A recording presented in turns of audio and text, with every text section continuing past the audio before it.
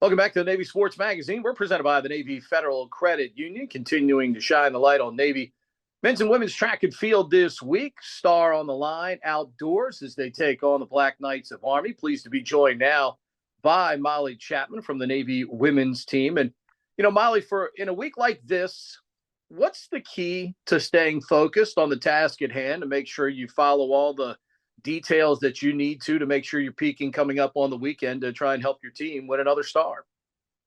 I think during practice, during the course of the week, you need to focus on taking care of the little things, being technically efficient while still taking care of your body and not going too hard so that you can perform optimally come the weekend.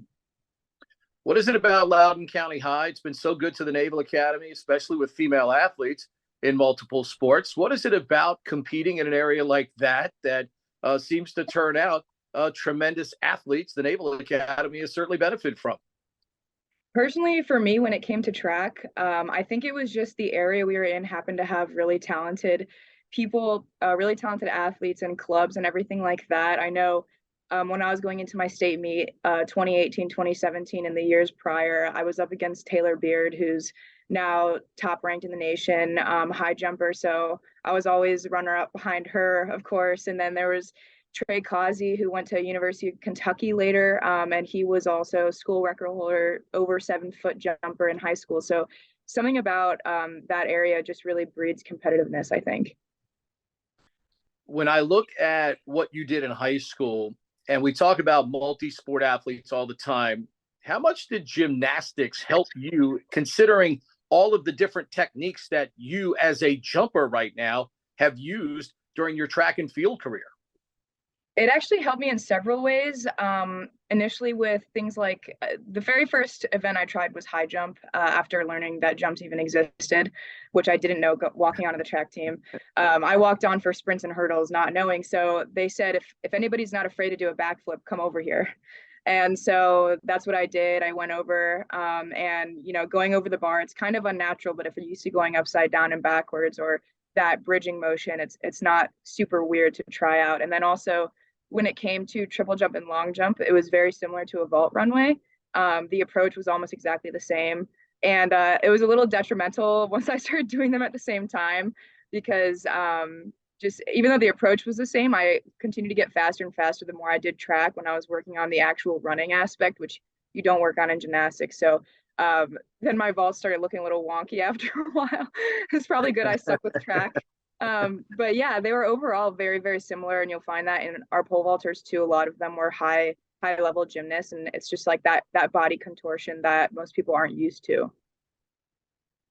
Let's talk triple jump for a minute. You're obviously a league champion in that. And to me, there are so many details, little details that go into making a quality triple jumper. What have been the keys to you to finding that type of success in what I think is an incredibly difficult event when you look at all of the things that are required to make it go? Every year, I find that for me, I have to pull back a little bit because like you said, it's a very specific technical sport. And talking about high school, when you start it in high school, if jumping comes easy to you, then it's kind of just a hop, skip, and a jump, and you can get away with that and get those higher marks. But at the collegiate level, you find that you really have to maximize your jump by working at those techniques. And a lot of the times you'll find that you can run as fast as you can and you can try to take the bounds as big as you can, but that won't always necessarily get you the furthest jump. And so part of it is pulling back. For me, that means, in high school, I had a really big first phase. Now my really big phase is my second phase because to make a maximized jump, you have to even out your phases. You can't just rely on making one big and the other one, just a little tiny one. So a lot of that for me was just every season having to work on every little technical aspect, making sure I'm doing things that won't injure my ankles or blow out my knees or anything like that. And then also things like the landing, every little aspect. It's the part I love about triple jump the most is how much you can fix, add an inch or two just based on little tiny adjustments. So You're wearing a sweater that stands for so much, and the track and field culture at Navy has been so good. You've seen the legacy of other great leaders. Now that you and others are leading, what does it mean to wear that sweater and just, I don't know if it's responsibility, but certainly trying to represent Navy women's track and field now with all of the greats that have certainly come before you? Yeah, this team makes me proud every day. It's my honor to be leading them, honestly. It's a billet that I had always wanted, but you can't just step into it. You have to be voted into it. And so knowing that I could be the voice for the team, that I can advocate for the team, it's my favorite part of being in this position. Also getting to know everybody on the team, their goals, their needs, their values, everything like that. That's what it means to me. It kind of removes you from the athletic portion a little bit, just because it is that separate leadership role where you're not only an athlete, but you're also, the head of a team. So that's something that I've learned this year, is just creating like a family environment and stuff like that to really build the team up outside of the track. Sam Kwiatkowski talked about it with me yesterday. The fact that this is one big happy track family now as well. What has that meant where now everybody kind of observes everybody, interacts with everybody, can help each other out there? Could be something so small, but could be something gigantic that ends up helping a teammate out there. Just what has that been like to see that culture coming together as well? Well, with such a big team, there's always work to do. There's always somebody you could get to know better. But I think also what comes with having a big team is having somebody who is, you're likely going to find somebody who's similar to you, who you can relate to. And you can really harbor those mentor-mentee relationships. And so especially coming from a time where the team wasn't all combined, not that that was, that was prior to me being here, but being one of those first classes to see the team combined all 4 years, it's been something special. The fact that men and women can cheer each other on equally, and we're working on combining the event groups as well. And yeah. What makes you want to lead? What makes me want to lead? I think the culture that we harbor, it's a culture, like I said, I'm really proud to be a part of.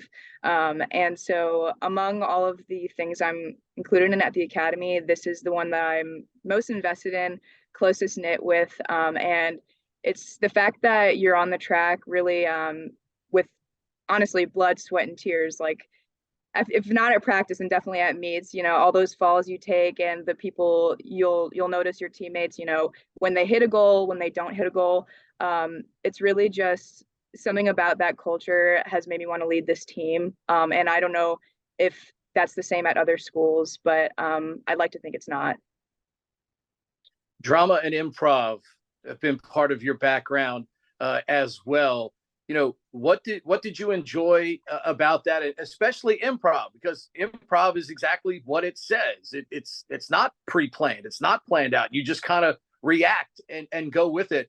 What did you enjoy about that you participated in that as well? I liked the freedom that improv and theater brought me. I loved being in theater classes. That was kind of, because of sports, my only opportunities to do plays, because they would happen inside of the classroom setting.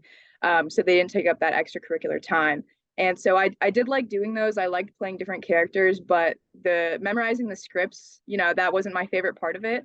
So I think doing improv comedy, my favorite part of that, honestly, was being on the stage in front of an audience and pulling the audience onto the stage and just kind of trying your best to blow them away with the skill you can create on the stage, the scenery you can imagine, and stuff like that. Altogether, though, in the end, I just really loved it because it was fun. I asked Sam the same question. I'll ask you the same question here.